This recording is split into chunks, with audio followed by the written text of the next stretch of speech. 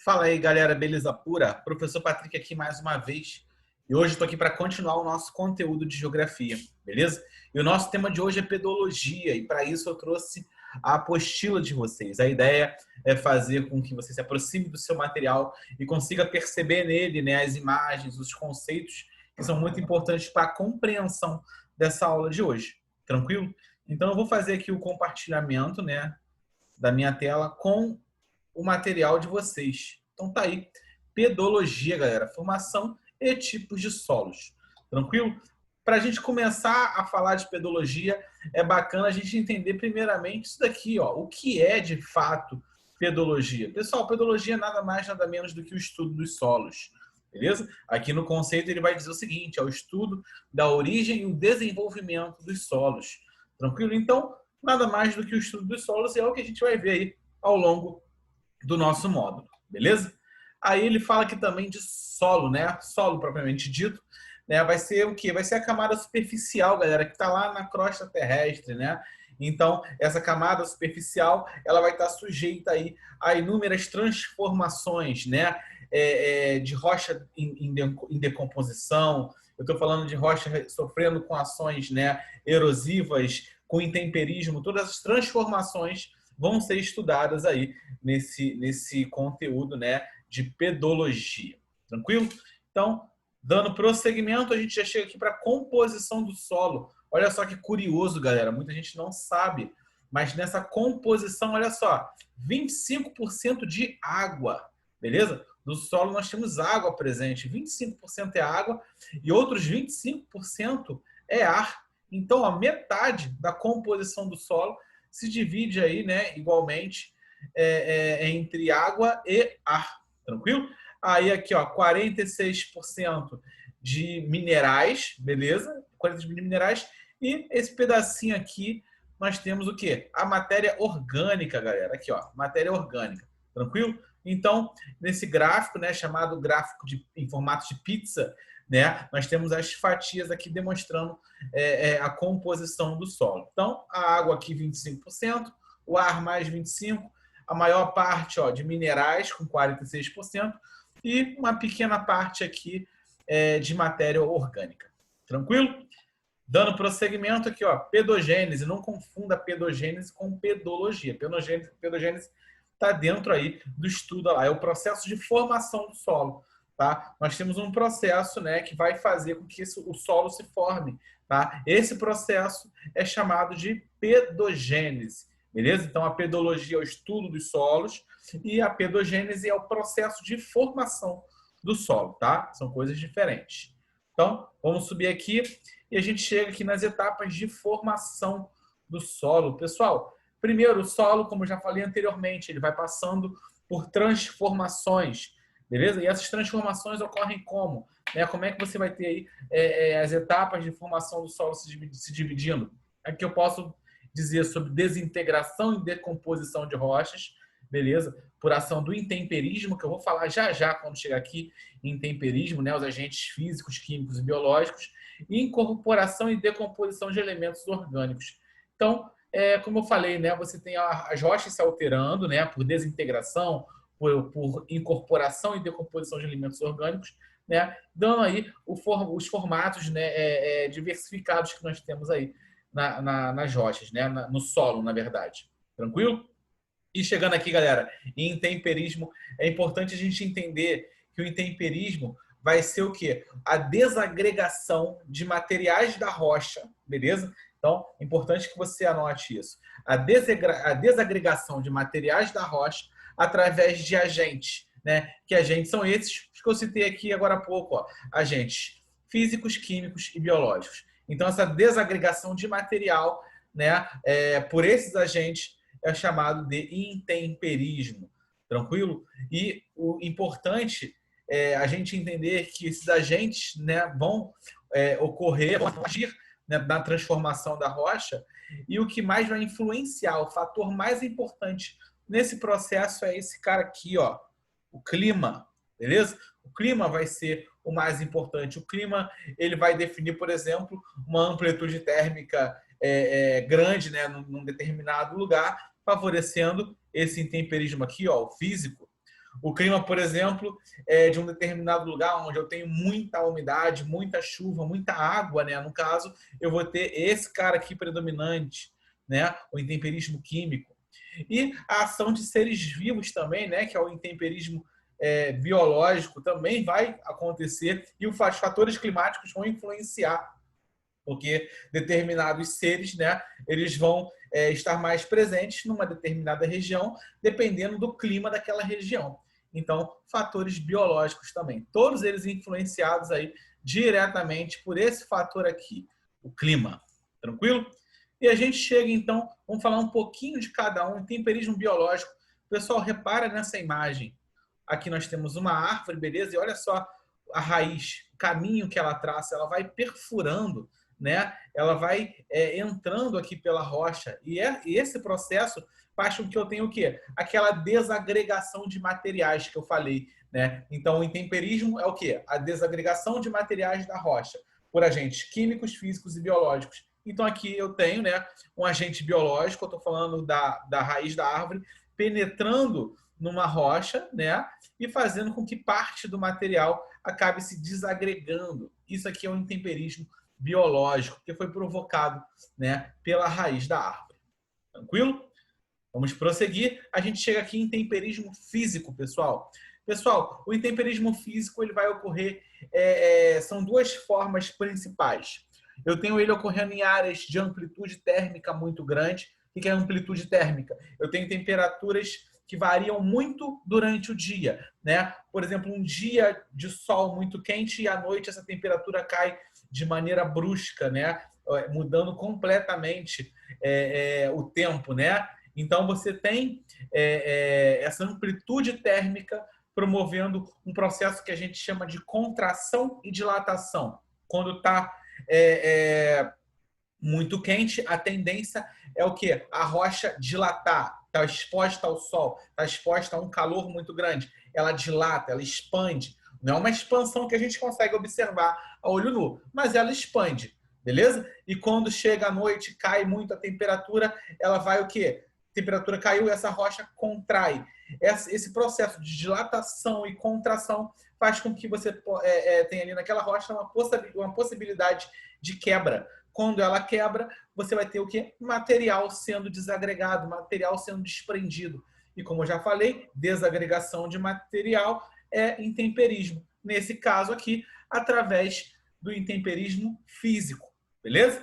Uma outra forma de intemperismo físico, galera, está no congelamento. Presta bem atenção.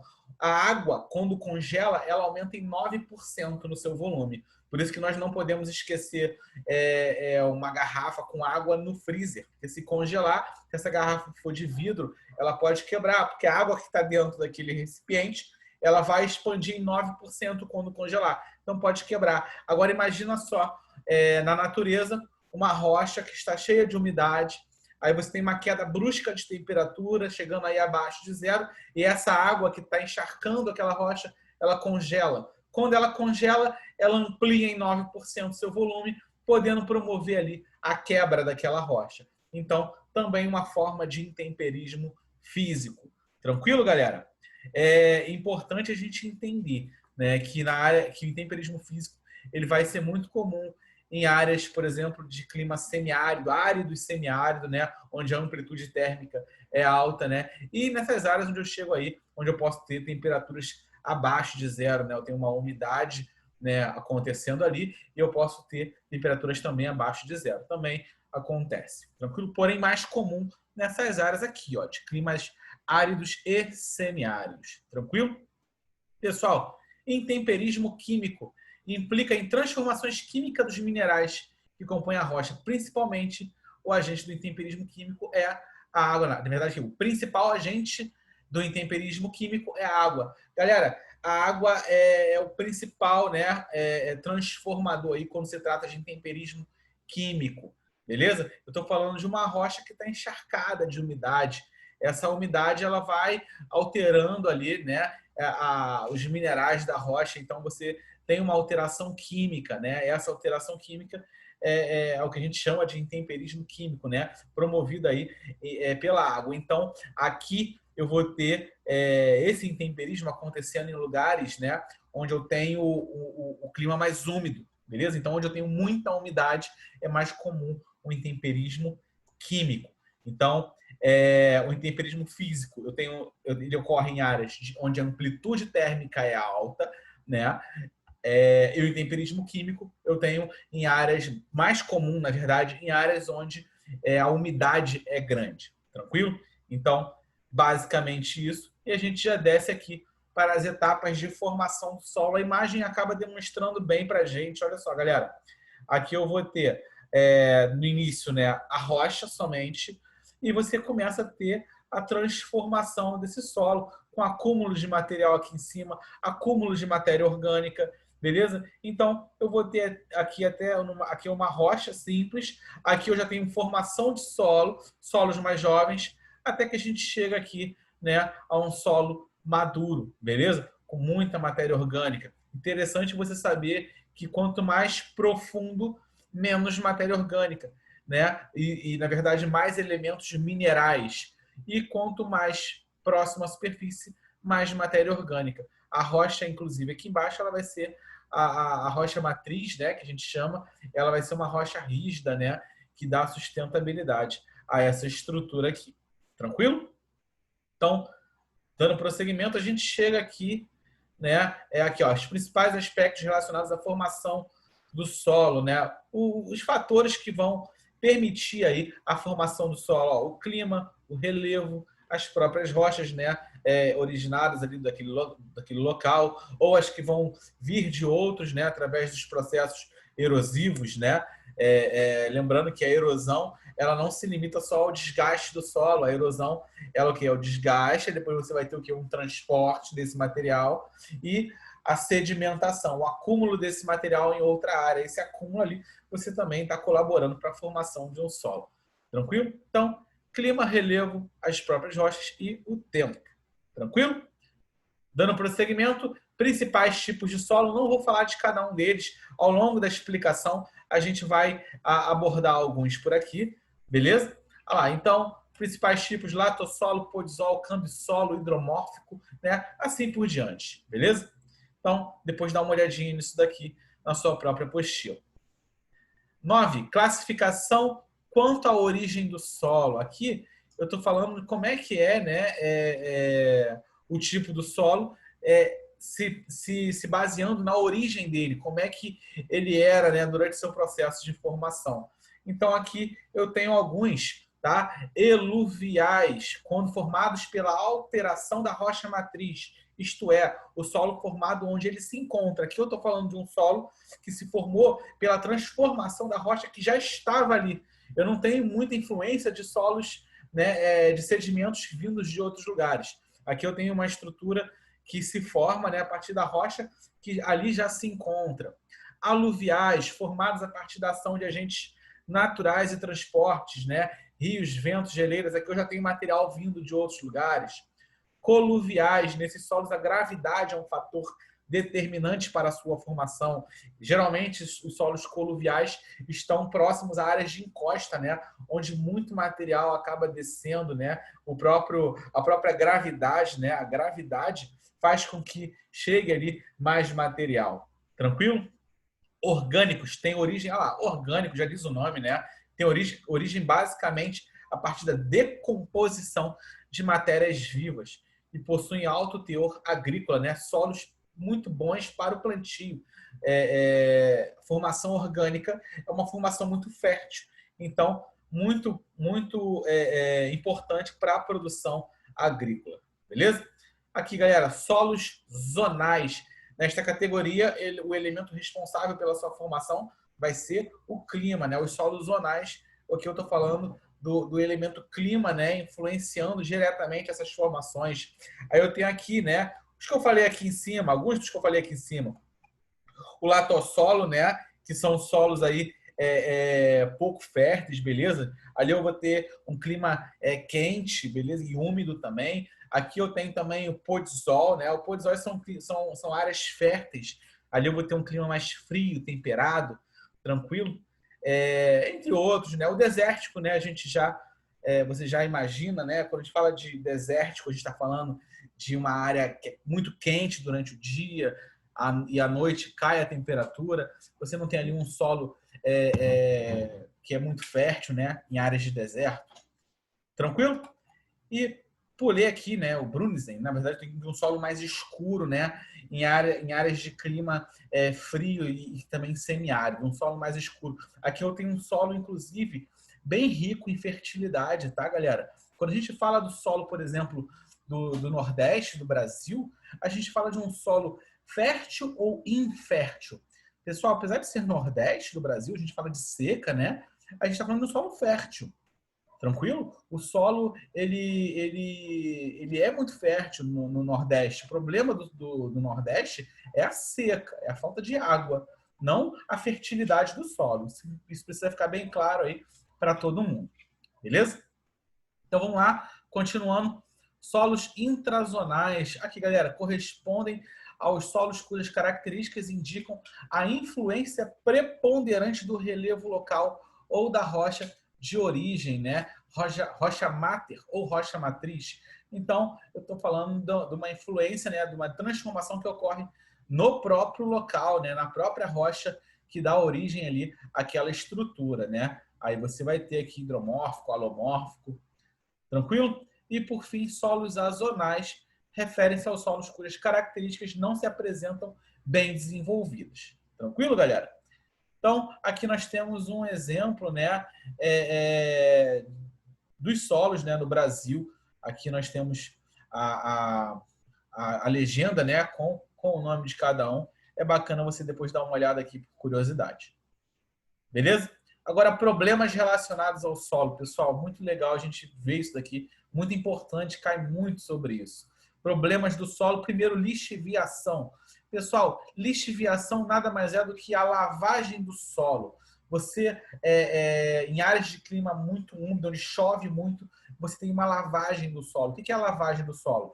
Existe uma lavagem da camada superficial do solo. E a lavagem dessa camada superficial, ela tem um problema. Ela leva embora nutrientes. Aqui, ó, retirada de nutrientes do solo. Quando você retira nutrientes do solo, porque você tem muita chuva naquela área, aquele solo ele não fica fértil, beleza? Inclusive, uma curiosidade, a floresta amazônica, apesar de ser uma área de vegetação exuberante, né, densa e exuberante, você tem ali o solo da Amazônia sendo um solo infértil, né? A fertilidade dele é muito baixa, porque sofre muito o quê? O processo de lixiviação.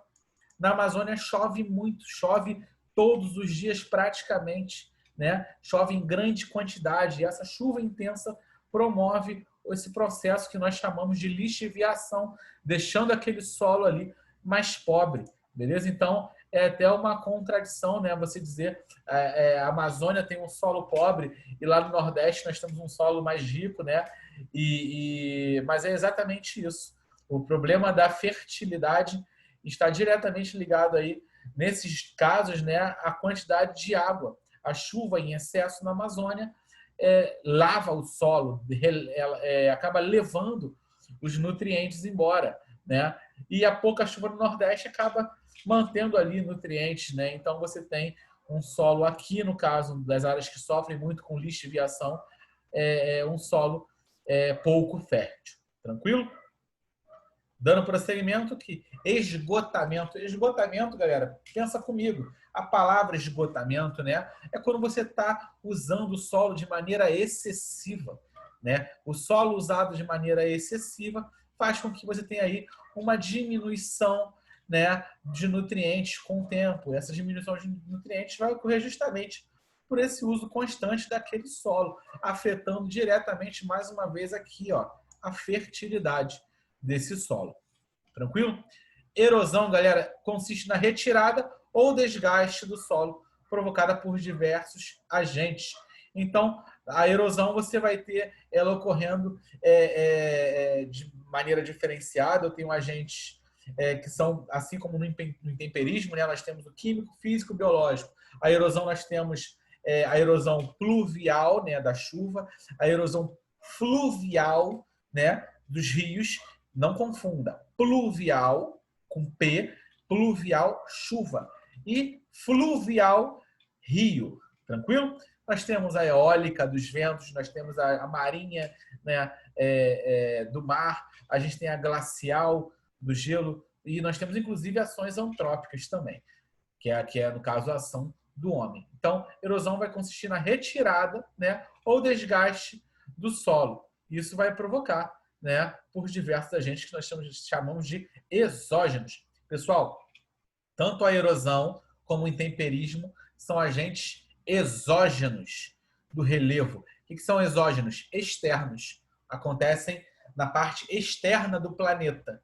E os agentes endógenos são os internos, ocorrem no interior do planeta, beleza? Aí eu estou falando de vulcanismo, terremoto, aí é outro tema. Aqui eu estou falando dos agentes exógenos. Tranquilo?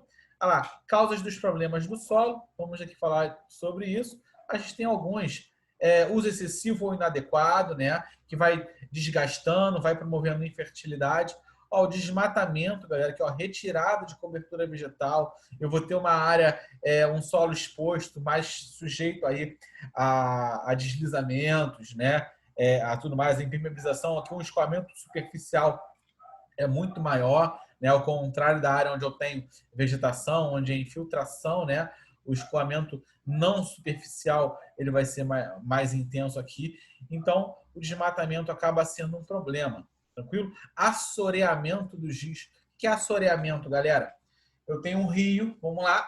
Esse rio, todo rio tem seu período de cheia. Então, choveu muito, ele encheu. A água transbordou. Quando a água transbordou, essa água ela vai alcançar áreas que ela antes não alcança normalmente. E ela vai retornar quando chegar, quando essa cheia diminuir, né? Quando essa cheia acabar, essa água retorna. Só que dependendo de como está a mata ciliar, né? A mata que está ali ao lado do rio, se você promoveu ali desmatamento, se você tem ali uma área exposta, né? Com solo exposto, sem a vegetação, você vai ter uma área com mais sedimentos expostos. E quando a água volta ao seu nível normal, esses sedimentos são trazidos, né? A água traz esses sedimentos que vão se acumulando no fundo do rio. Então, esse acúmulo de sedimentos no fundo do rio, né, é o que nós chamamos de assoreamento. Para evitar isso, nós precisamos manter a biodiversidade, né, as matas, né, que ficam aí ao longo dos rios protegidas. A ideia basicamente é essa, para se evitar assoreamento. Tranquilo? Desertificação. Pessoal, não podemos confundir desertificação com formação de deserto. São duas coisas diferentes.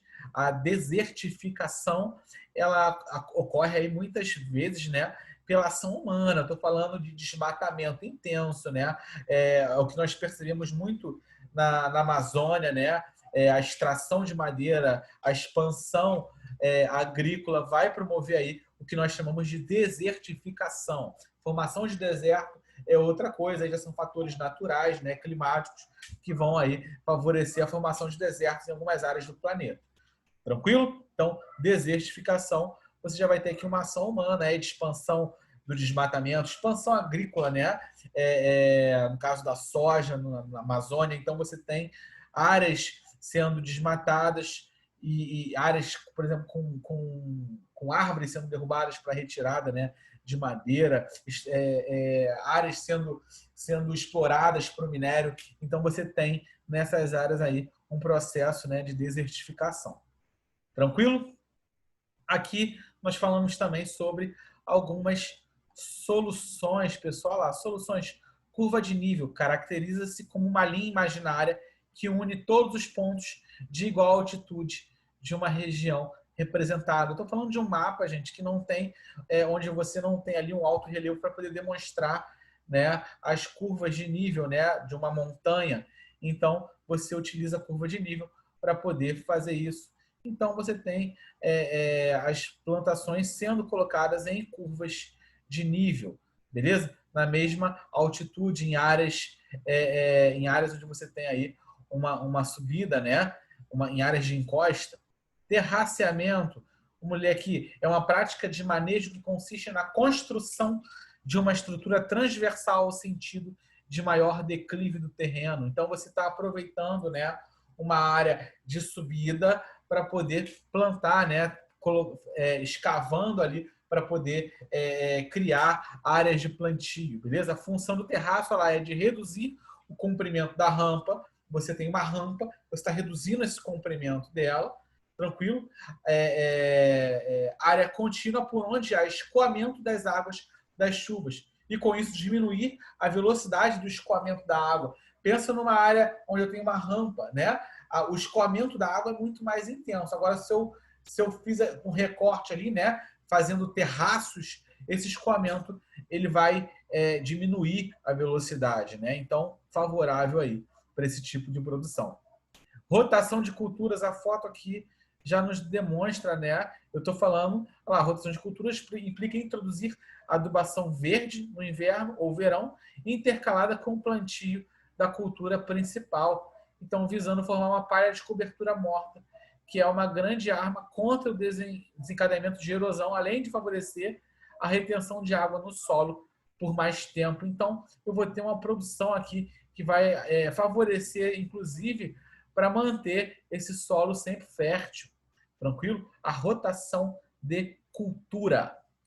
Tranquilo isso, galera? E depois disso aqui já vem os exercícios. Galera, é importante demais que cada fim de módulo vocês façam as atividades. Beleza? Muito importante isso, galera. Então é isso, galera. A gente fica por aqui hoje, tá? Um grande abraço. Até a próxima.